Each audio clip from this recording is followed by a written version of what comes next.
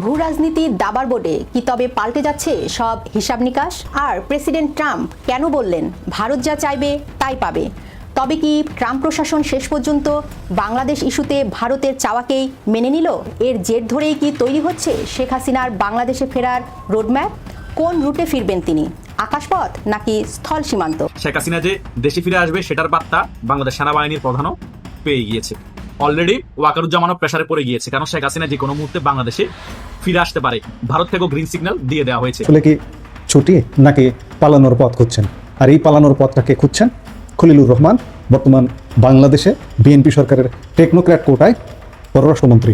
ধীরে ধীরে থুলের বিড়ালগুলো বেরিয়ে আসছে বিধায় এই যে অপকর্মের হোতা খলিলুর রহমান আসলে কি ছুটি নিচ্ছেন নাকি পালানোর পথ খুঁজছেন? তাহলে কি এটি খলিলুর রহমানের নির্বাচনী প্রচারের জন্য স্ট্যান্ডবাজি, নাকি বিএনপিকে চাপে ফেলার কূটকৌশল?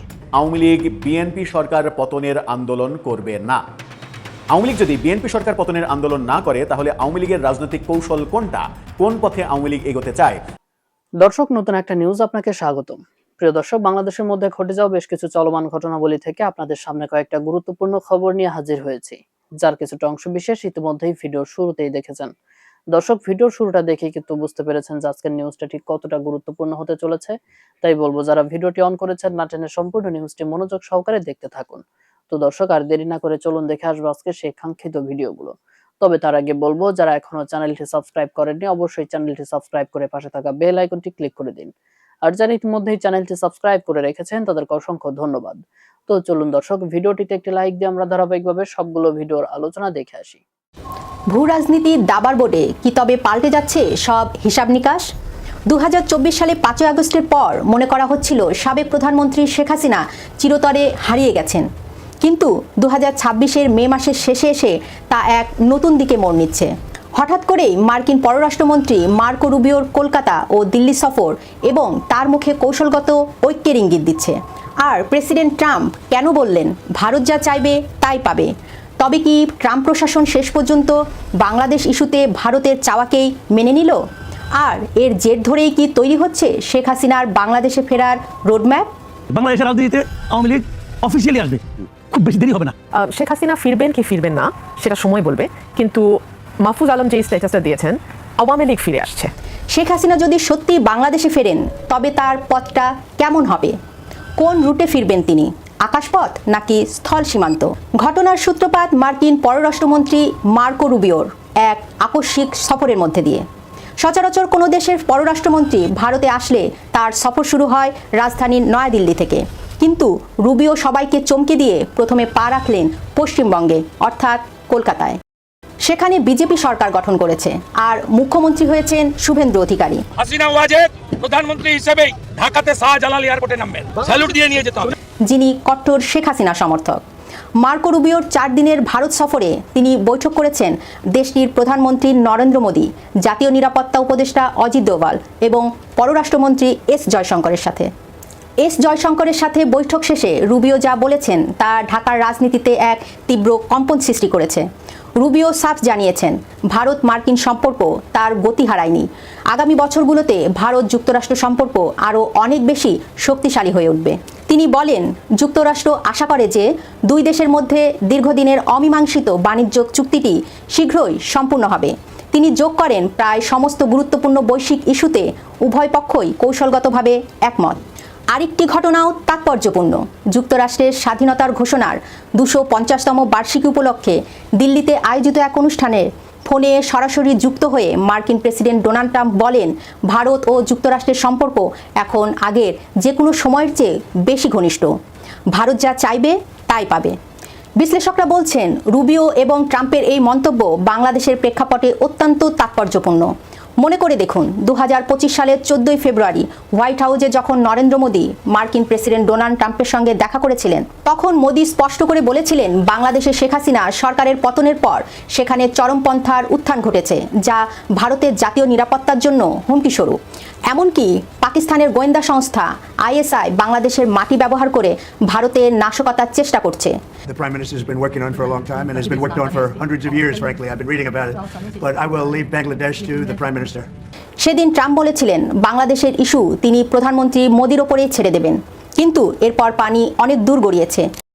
নানা ইস্যুতে ওয়াশিংটন নয়াদিল্লি সম্পর্কে কিছুটা শীতলতা দেখা গেছে। তাহলে এখন কেন হঠাৎ ট্রাম্প প্রশাসন সুর নরম করল? এর উত্তর লুকিয়ে আছে মধ্যপ্রাচ্যে। ইরান যুদ্ধে এই মুহূর্তে আমেরিকা বড় ধরনের কূটনৈতিক ও সামরিক চাপে রয়েছে। এই বৈশ্বিক সংকটে ভারতের নিঃস্বার্থ সমর্থন ওয়াশিংটনের বড্ড প্রয়োজন। আর সে কারণেই কি বাংলাদেশ ইস্যুতে দিল্লির আওয়ামী লীগকে ফেরানোর নীতিতে সবুজ সংকেত দিয়ে দিল আমেরিকা? আমেরিকার গ্রিন সিগন্যাল পাচ্ছেন তা আগেই হয়তো জেনেছিলেন শেখ হাসিনা, আর তাই নিজেই ঘোষণা দিয়েছেন তিনি মাথা উঁচু করে দেশে ফিরবেন। শুধু শেখ হাসিনাই নয়, বর্তমান সরকারও হয়তো জেনে গেছে। তাই স্বরাষ্ট্রমন্ত্রীর কণ্ঠে ভিন্ন সুর। আমরা এখনো চাই আইনানুগ প্রক্রিয়ায় তিনি এক্সট্রাডিশন চুক্তি ইন বিটুইন টু কান্ট্রিজ এই বিধান মতে ভারত সরকার তাকে ফেরত পাঠাবেন। আমরা তো চাই তাকে তিনি বিচারের মুখোমুখি হন। একই কথা শোনা গেছে ডক্টর ইউনূসের পররাষ্ট্র উপদেষ্টা তৌহিদ হোসেনের কণ্ঠে। তিনি বলেছেন আওয়ামী লীগ ফিরবে। আমি মনে করি, বিশ্বাস করি যে তারা রাজনীতিতে ফিরে আসবে এবং আমার অনুমান তারা দেশের আগামী নির্বাচনে অংশ নেবে।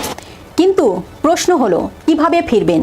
আইনি এবং রাজনৈতিক জটিলতার বেড়াজাল টপকে তিনি কিভাবে দেশে পা রাখবেন? রাজনৈতিক পর্যবেক্ষকদের মতে শেখ হাসিনার ফেরার সামনে এখন মূলত দুটি পথ খোলা রয়েছে। চলুন আলোচনা করা যাক প্রথম এবং সবচেয়ে আলোচিত রোডম্যাপ নিয়ে।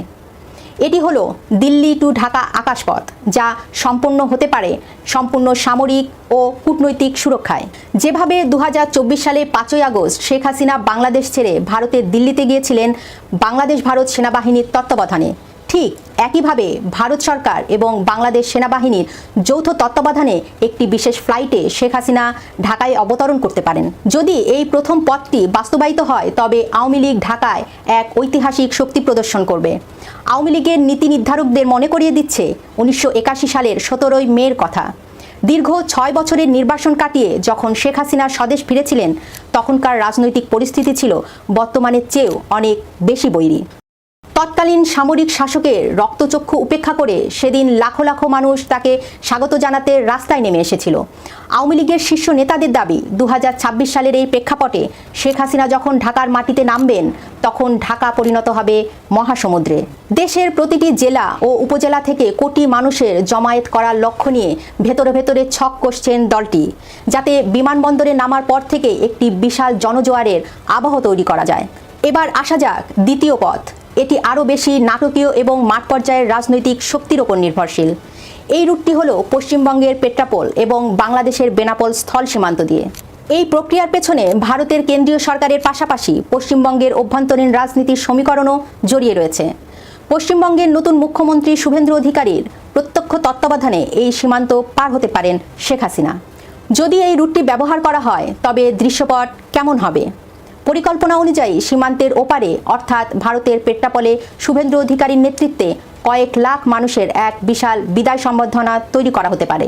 আর এপারে অর্থাৎ বাংলাদেশের বেনাপোলে শেখ হাসিনাকে স্বাগত জানাতে প্রস্তুত থাকবে যশোর, ফরিদপুর, রাজবাড়ী এবং গোপালগঞ্জের কোটি কর্মী সমর্থক।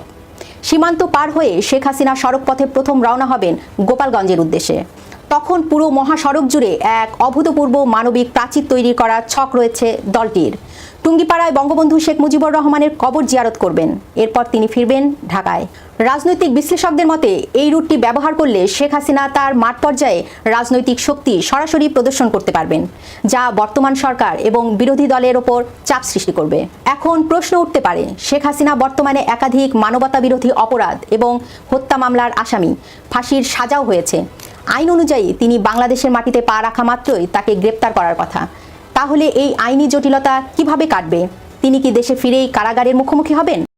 রাজনীতিতে অসম্ভব বলে কিছু নেই। যদি শেখ হাসিনা স্বদেশ প্রত্যাবর্তন সত্যি ভারত ও যুক্তরাষ্ট্রের গ্রিন সিগন্যাল অর্থাৎ আন্তর্জাতিক সমঝোতার অংশ হিসেবে ঘটে, তবে আইনি দৃশ্যপট রাতারাতি বদলে যেতে পারে। 2024 সালে 5ই আগস্টের পর যেভাবে বিএনপি চেয়ারম্যান এবং বর্তমান প্রধানমন্ত্রী তারেক রহমান সহ বিএনপি ও জামায়াতের শীর্ষ নেতাদের একাধিক সাজা, এমনকি ফাঁসির রায় ও যাবজ্জীবন কারাদণ্ড রাতারাতি বাতিল ও স্থগিত হয়ে গেছে, ঠিক একই আইনি পথ বা রাষ্ট্রপতির অধ্যাদেশ ব্যবহার করে শেখ হাসিনার মামলা এবং সাজাগুলো আইনি প্রক্রিয়ার মাধ্যমে প্রত্যাহার বা বাতিল করে দেওয়া হতে পারে।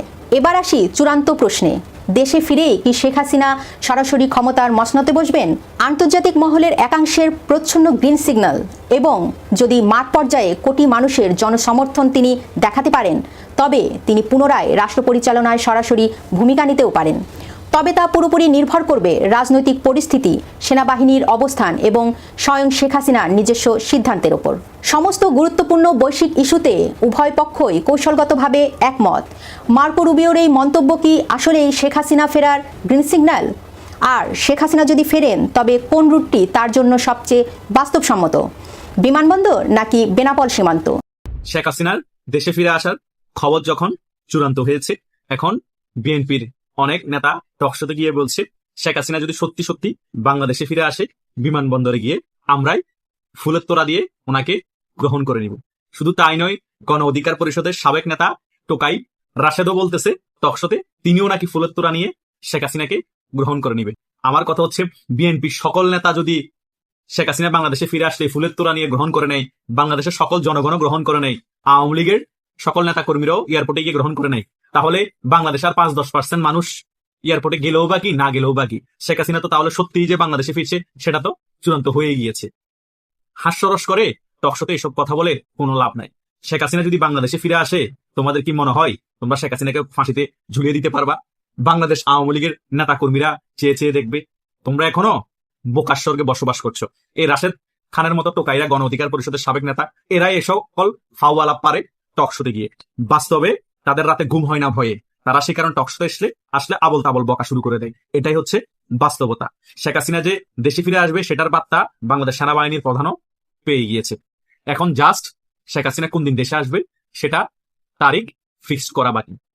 এই 6 মাসের মধ্যে দেশের পরিস্থিতি যদি একটুও শেখ হাসিনার অনুকূলে থাকে, শেখ হাসিনা বাংলাদেশে ফিরে আসবে। ভাই, শেখ হাসিনার বয়স এখন 80 বছর। অনেকেই বলছে শেখ হাসিনার যদি সাহস থাকে তাহলে তিনি বাংলাদেশে আসবে। তিনি যদি সত্যিকারের শেখের বেটে সত্যি তিনি বাংলাদেশে আসবেন। উনার সাহস না থাকার কি আছে? উনি আর বাঁচবে কতদিন? তিনি যদি বাংলাদেশে এসে মারাও যান তাও কোনো সমস্যা নেই। নিজের দেশে এসে দেশের মানুষের অধিকার রক্ষার জন্য এবং আওয়ামী লীগের নেতা কর্মীদেরকে রক্ষা করার জন্য তিনি বাংলাদেশে এসে মারা গেলে তিনি শহীদের মর্যাদা পাবে। তোমাদের মতো টোকাইরা এগুলো কি বুঝবে? টকশোতে এসে যে গালবাজি করো, টকশোতে এসে গালবাজি করা খুবই সোজা। আওয়ামী লীগের একজনকে তোমার বিপক্ষে টকশোতে রাখতা, রাশেদ খান, তাহলে বুঝতাম তুমি টকশোর মধ্যে এসে খুব যুক্তি সম্পূর্ণ কথা বলো। এখন একতরফা একা একা বিভিন্ন কথা বলো, তোমার পক্ষেরও 2-3 জন লোক থাকে তোমার সাথে তাল মিলাই, আওয়ামী লীগের কেউ থাকে না। তাহলে তুমি যে জ্ঞানী, তোমার কথা যে যুক্তিসম্মত, পাবলিক বুঝবে কি করে? আমাদের মতো যারা সাধারণ ইউটিউবার আছে তাদের সাথে টকশো করো, তারপরে বুঝে যাবে কত দানে কত চাল, তোমার গালবাজি কোথায় যায়। ভালো ভালো গালবাজরা যেমন টকশোতে গিয়ে একতরফা ভাবে টকশো করে যাচ্ছে, মনে করে বিশাল বড় ট্যালেন্টের ভান্ডার তাদের মধ্যে আছে, তারা খুবই ট্যালেন্ট, খুবই জ্ঞানের অধিকারী। ভালো ভালো আওয়ামী লীগের যারা শীর্ষ পর্যায়ের নেতা আছে তাদের সাথে টকশো করা লাগবে না। যারা একদম নিম্নমানের যারা আছে আওয়ামী লীগের নেতা, তাদের সাথে টকশো করলে সকল গালবাজরা কোনো ধরনের পাত্তা পাবে না। কথা বুঝেন নাই? যেখানে সেনাবাহিনীর প্রধান ওয়াকারুজ্জামান বুঝতে পেরেছে পরিস্থিতি বেগতিক, অলরেডি ওয়াকারুজ্জামানও প্রেসারে পড়ে গিয়েছে, কারণ শেখ হাসিনা যে কোনো মুহূর্তে বাংলাদেশে ফিরে আসতে পারে। ভারত থেকেও গ্রিন সিগন্যাল দিয়ে দেওয়া হয়েছে, কারণ ভারতের সাথে আমেরিকার যে পররাষ্ট্রমন্ত্রী মার্কো রুবিওর বৈঠক বসেছে, সেই বৈঠকের মধ্যে ভারত 100% শেখ হাসিনার কথা উল্লেখ করেছে এবং বাংলাদেশ আওয়ামী লীগের ফিরে আসার কথাও উল্লেখ করেছে। সো মার্কো রুবিও আমার মতে ভারতের এই যে সিদ্ধান্ত, এই সিদ্ধান্তের বিপক্ষে যাবে না।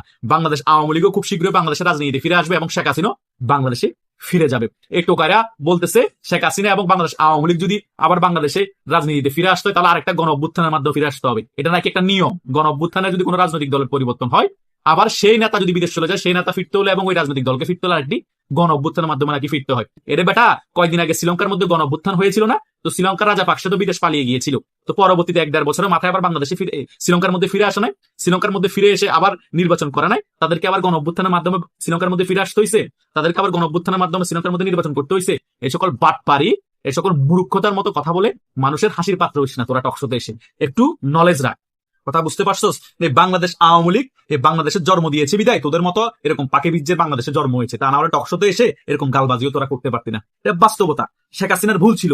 এই সকল পাকি বীর্যদেরকে চিহ্নিত করে করে যদি লাথি মেরে মেরে পাকিস্তান পাঠাই দিত তাহলে ভালো হতো। পাকিস্তান পাঠালেও তো এই সকল পাকি বীর্যদেরকে পাকিস্তানিরা রাখতো না, লাইতে লাইতে বঙ্গোপসাগরে ফেলতো। আর এখন এরা টকশোতে এসে গালবাজি করে, বিশাল জ্ঞানের অধিকারী মনে করে নিজেদেরকে, কারণ অপোনেন্ট পক্ষ নাই, যা বলে তাই শুনে, যাই বলে তাই সঞ্চালক শুনে, কিচ্ছু করার নাই। কারণ দেশের মধ্যে এখন মামু ভাইনের রাজত্ব চলতেছে, তারা মিলে দেশ পরিচালনা করতেছে।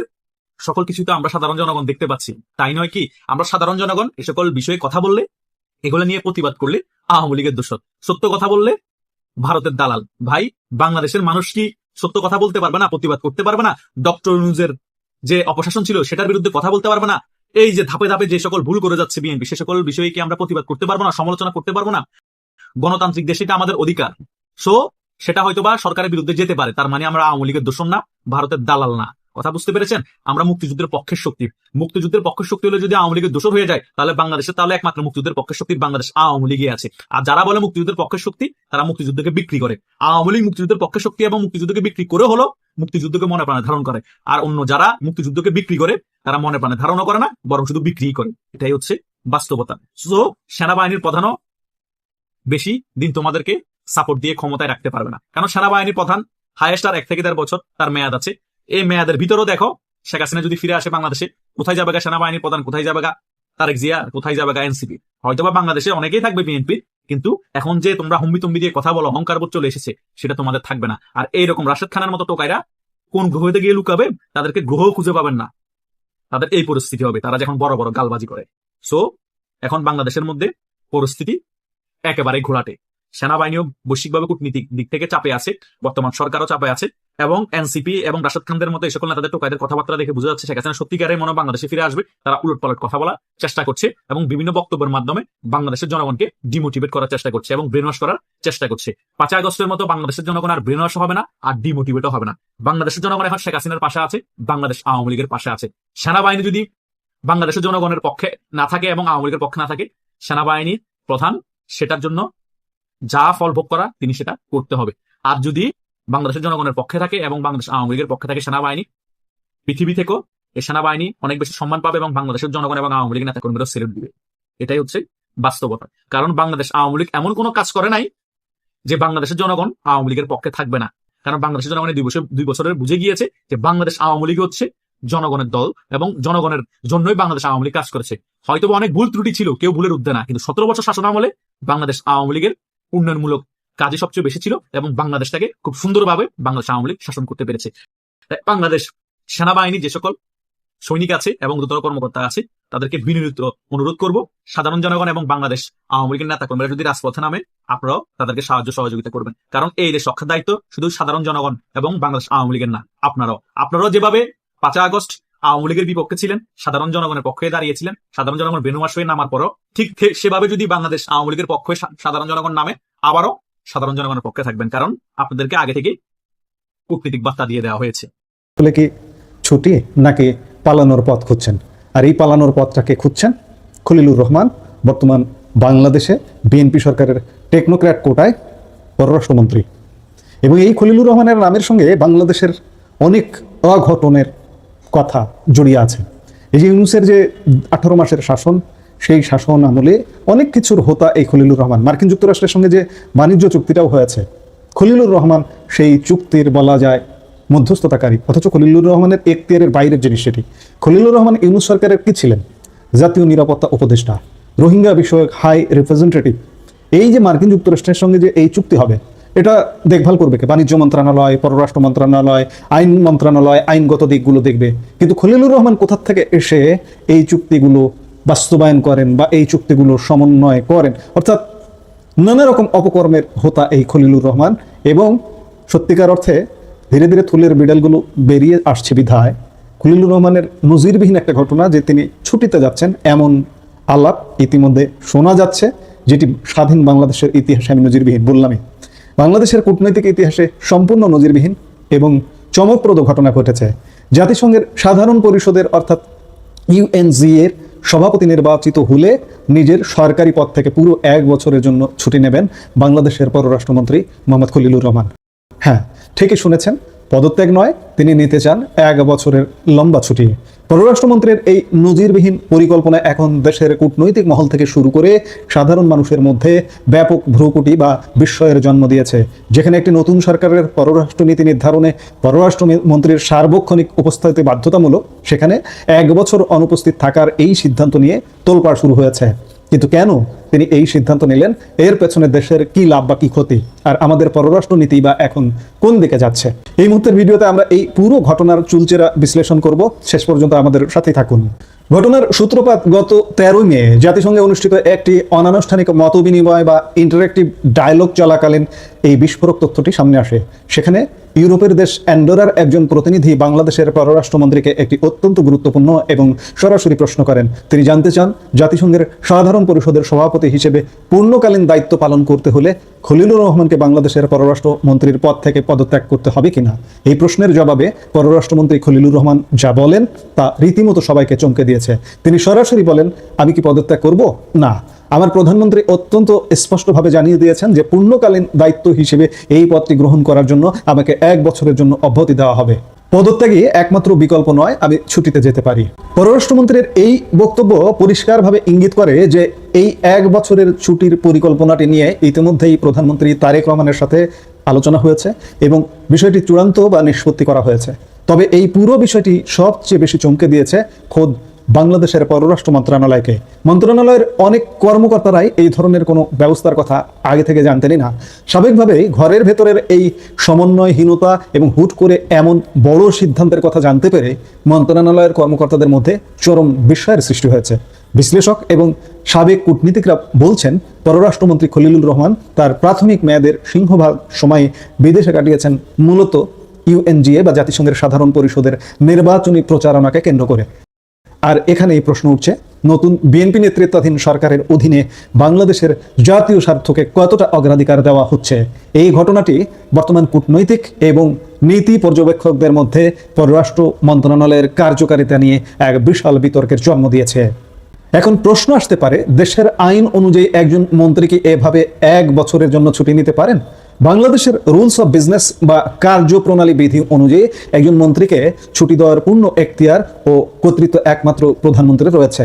ছুটিকালীন সময়ে প্রধানমন্ত্রী চাইলে নিজেই সরাসরি সেই মন্ত্রণালয়ের দায়িত্ব নিজের হাতে রাখতে পারেন অথবা অন্তর্বর্তীকালীন ব্যবস্থা হিসেবে অন্য কোনো মন্ত্রীকে এই মন্ত্রণালয়ের কার্যক্রম দেখভালের দায়িত্ব অর্পণ করতে পারেন। আইনের দিক থেকে এটি সম্ভব হলেও গণমাধ্যমের সাথে আলাপকালে বেশ কয়েকজন সাবেক কূটনীতিক জানিয়েছেন যে একজন দায়িত্বরত পররাষ্ট্রমন্ত্রীর অন্য একটি আন্তর্জাতিক পদে কাজ করার জন্য 1 বছরের দীর্ঘ ছুটি নেওয়াটা বাংলাদেশের ইতিহাসে সম্পূর্ণ নজিরবিহীন। আমি বললাম যে 55 বছরের ইতিহাসে এমনটা নেই। শুধু বাংলাদেশ না, পৃথিবীর ইতিহাসে এমন আছে কিনা আতিপাতি করে খুঁজতে হবে রীতিমতো। এই ঘটনাটিকে কূটনীতিকরা নজিরবিহীন বলছেন। এর পাশাপাশি গত 17 ফেব্রুয়ারি বিএনপি নেতৃত্বাধীন সরকার গঠনের পর থেকে বাংলাদেশের সামগ্রিক পররাষ্ট্রনীতির ব্যবস্থাপনা ও দিক নির্দেশনা নিয়েও বড় ধরনের প্রশ্ন তুলছেন এই অভিজ্ঞ কূটনীতিকরা। আসুন এবার দেখে নেওয়া যাক দায়িত্ব নেওয়ার পর থেকে পররাষ্ট্রমন্ত্রী খলিলুর রহমান ঠিক কি করেছেন। 4 মাস চলমান তার দায়িত্বের তিনি কার্যভার গ্রহণের পর থেকে বেশ কয়েকটি হাই প্রোফাইল বিদেশ সফর করেছেন। এর মধ্যে রয়েছে ভারত, চীন, মার্কিন যুক্তরাষ্ট্র, ব্রাসেলস এবং ইথিওপিয়া সফর। ভারত সফরে তিনি কি করলেন? গত এপ্রিল মাসে মরিশাসে অনুষ্ঠিত ইন্ডিয়ান ওশান কনফারেন্সে যাওয়ার পথে ভারতের নতুন দিল্লিতে একটি যাত্রা বিরতি বা স্টপ ওভার করেন তিনি। এটি ছিল তার প্রথম আনুষ্ঠানিক দিল্লি সফর। সেখানে তিনি ভারতের পররাষ্ট্রমন্ত্রী এস জয়শঙ্কর, বাণিজ্য মন্ত্রী পীযূষ গোয়াল এবং জাতীয় নিরাপত্তা উপদেষ্টা অজিত দোভালের সাথে বৈঠক করেন। সফরের পর বাংলাদেশের পররাষ্ট্র মন্ত্রণালয় থেকে জানানো হয়, বৈঠকে জ্বালানি সহযোগিতা, ভিসা প্রক্রিয়া সহজীকরণ এবং ক্ষমতাচ্যুত প্রধানমন্ত্রী শেখ হাসিনাকে প্রত্যার্পণের বিষয়ে গুরুত্বপূর্ণ আলোচনা হয়েছে। এরপরের সফরে তিনি যান বেইজিংয়ে। সেখানে তিনি চীনের পররাষ্ট্রমন্ত্রী ওয়াং এর সাথে দ্বিপাক্ষিক বৈঠক করেন। এই সফরের মূল ফোকাস ছিল বহুল আলোচিত তিস্তা নদীর প্রকল্প সংক্রান্ত সহযোগিতা এবং প্রধানমন্ত্রী তারেক রহমানের আসন্ন চীন সফরের প্রস্তুতি। মে মাসে খলিলুর রহমান সফর করেন মার্কিন যুক্তরাষ্ট্র। তবে অভিযোগ রয়েছে নিউ ইয়র্কে তার কাটানো সময়ের সিংহভাগই ব্যয় হয়েছে জাতিসংঘের সাধারণ পরিষদের সভাপতি পদের প্রচারণায়। অবশ্য ওয়াশিংটনের সংক্ষিপ্ত সফরে গিয়ে তিনি জ্বালানি সহযোগিতা বিষয়ে একটি সমঝোতা স্মারক বা MOU স্বাক্ষর করেন। এই সমস্ত সফরের পর পররাষ্ট্রনীতি বিশ্লেষকরা কিন্তু বেশ চিন্তিত। তাদের মতে যে কোনো নতুন সরকারের প্রথম বছরটি অত্যন্ত গুরুত্বপূর্ণ, কারণ এই সময়ে সরকারের কৌশলগত দিক নির্দেশনা নির্ধারণ করতে হয়, আন্তর্জাতিক অঙ্গনে আস্থা বাড়াতে হয় এবং দেশের জাতীয় স্বার্থকে এগিয়ে নিয়ে যেতে হয়। কিন্তু পর্যবেক্ষকদের মতে বর্তমান প্রশাসনের অধীনে বাংলাদেশের কূটনৈতিক তৎপরতায় এক ধরনের গতিশীলতা ও কৌশলগত স্পষ্টতার অভাব লক্ষ্য করা যাচ্ছে। তারা জোরালোভাবে দাবি করছেন যে পররাষ্ট্রমন্ত্রীর সাম্প্রতিক বিদেশ সফরের অনেকগুলোই দেশের ব্যাপক জাতীয় স্বার্থের চেয়ে তার ব্যক্তিগত জাতিসংঘের নির্বাচন ক্যাম্পেইন বা প্রচারণার সাথে বেশি জড়িত বলে মনে হয়েছে। আগামী 2 জুন জাতিসংঘের 81তম অধিবেশনের সভাপতি পদে এই নির্বাচন অনুষ্ঠিত হতে যাচ্ছে। সাবেক কূটনীতিকরা মনে করিয়ে দিচ্ছেন যে বিএনপি দীর্ঘ 17 বছর পর ক্ষমতায় ফিরে এসেছে। তারা উত্তরাধিকার সূত্রে এমন এক আঞ্চলিক ও বৈশ্বিক পরিবেশ পেয়েছে যা অত্যন্ত চ্যালেঞ্জিং। এই মুহূর্তে দেশের প্রয়োজন অত্যন্ত সক্রিয়, সুনিপুণ ও সমন্বিত কূটনীতি। একজন সাবেক কূটনীতিক তো স্পষ্ট করেই বলেছেন, পররাষ্ট্রমন্ত্রীর দায়িত্ব একটি পূর্ণকালীন দায়িত্ব। দেশের জাতীয় স্বার্থ রক্ষা ও তা হাসিল করার জন্য বিদেশি সরকারগুলোর সাথে নিরবিচ্ছিন্ন ও সার্বক্ষণিক যোগাযোগ প্রয়োজন হয়। সেখানে 1 বছরের ছুটি কতটা যৌক্তিক তা ভাববার বিষয়। একজন অত্যন্ত দক্ষ, উচ্চশিক্ষিত এবং অভিজ্ঞ কূটনীতিক হওয়া সত্ত্বেও দেশের এই ক্রান্তি লগ্নে পূর্ণকালীন পররাষ্ট্রমন্ত্রীর পদ ফাঁকা রেখে 1 বছরের জন্য জাতিসংঘের সভাপতি হতে যাওয়া নিয়ে বিতর্ক থামছেই না। আগামী 2 জুনের নির্বাচনের ওপর এখন অনেক কিছু নির্ভর করছে। চিন্তা করুন বাংলাদেশের মানুষ, এই যে গত 2 বছর ধরে ইউনূস 18 মাস ধরে আপনাকে নিয়ে আমাকে নিয়ে ফুটবল খেলেছে। ইউনূসের ধারাবাহিকতায় এসেছে তারেক রহমান সরকার। এই সরকারের সময়ও এখন নানা রকম ফুটবল খেলা চলছে এবং আপনারা সাম্প্রতিক সময় তো দেখছেন, শুনছেন ইউনূসের উপদেষ্টারা কি বলছে। কিচেন ক্যাবিনেট থেকে শুরু করে নানা রকম অনাচারের কথা আলাপ হচ্ছে। 18 কোটি মানুষের দেশ বাংলাদেশ, এই দেশের মানুষকে জিম্মি করে রাখবে অল্প কিছু মানুষ, এটি কি হতে পারে? এখন এই যে নানা রকম অপকর্মের হোতা এই খলিলুর রহমান, যার কারণে অনেকের মনে প্রশ্ন আসছে যে খলিলুর রহমান কি 1 বছরের জন্য নিরাপদে বাইরে চলে যেতে চাইছেন? নিরাপদে তিনি অবজার্ভ করতে চাইছেন যে আগামী 1 বছরের মধ্যে বাংলাদেশে অনেক কিছু ঘটে যেতে পারে, যার দরুন পররাষ্ট্র মন্ত্রণালয় থেকে তিনি নজিরবিহীনভাবে, যা বাংলাদেশে কখনো ঘটেনি, ছুটি নিয়ে তিনি জাতিসংঘে দায়িত্ব পালন করতে যেতে চান। জাতিসংঘে যদি দায়িত্ব পালন করতে যেতেই চান, ছেড়ে দিন, এই দায়িত্ব দিয়ে চলে যান। কিন্তু না, তিনি ছাড়বেন না, তিনি ছুটি নিচ্ছেন। বুঝুন তাহলে আপনাকে আমাকে নিয়ে কেমন ফুটবল খেলা চলছে। আমাদের বুঝতে হবে, আমাদের সচেতন হতে হবে। ইউনূসের শাসনটা ছিল একটা ষড়যন্ত্রের শাসন। আজকে এতদিন পরেও যদি বাংলাদেশের মানুষ যদি না বোঝেন, তাহলে কপালে দুঃখ আছে। এবং সেই শাসনেরই ধারাবাহিকতায় তারেক রহমান সরকার, তারেক রহমান কোনো কিছু কন্ট্রোল করতে পারছেন না। কন্ট্রোল যদি করতেই পারতেন, তাহলে একজন মন্ত্রী এইভাবে ছুটি নেবেন আর তাতে তারেক রহমান সম্মতি দেবেন। তারেক রহমান জানেন না যে বাংলাদেশের ইতিহাসে এমন কোনো নজির নেই, ঘটনা নেই অতীতে? যদি জেনে থাকেন তাহলে কেন? তার মানে তারেক রহমান কোনো কিছু কন্ট্রোল করতে পারছেন না, এটাই বাস্তবতা। কাজেই আমরা বলতেই পারি যে এই যে অপকর্মের হোতা খলিলুর রহমান আসলে কি ছুটি নিচ্ছেন নাকি পালানোর পথ খুঁজছেন, সেটি এখন বড় প্রশ্ন। প্রিয় দর্শক, আমি আশা করছি সবগুলো ভিডিওই আপনি মনোযোগ সহকারে দেখেছেন। সেই সাথে দর্শক, এই ভিডিওগুলো সম্পর্কিত যদি কোনো তথ্য বা মতামত থাকে তাহলে তো অবশ্যই কমেন্ট করে জানিয়ে দিন। এতক্ষণ সাথে থাকার জন্য ধন্যবাদ। নিউজটি শেষ করছে এখানেই, ফিরছে আগামী ভিডিওতে নতুন কোনো টপিক নিয়ে। আল্লাহ হাফেজ।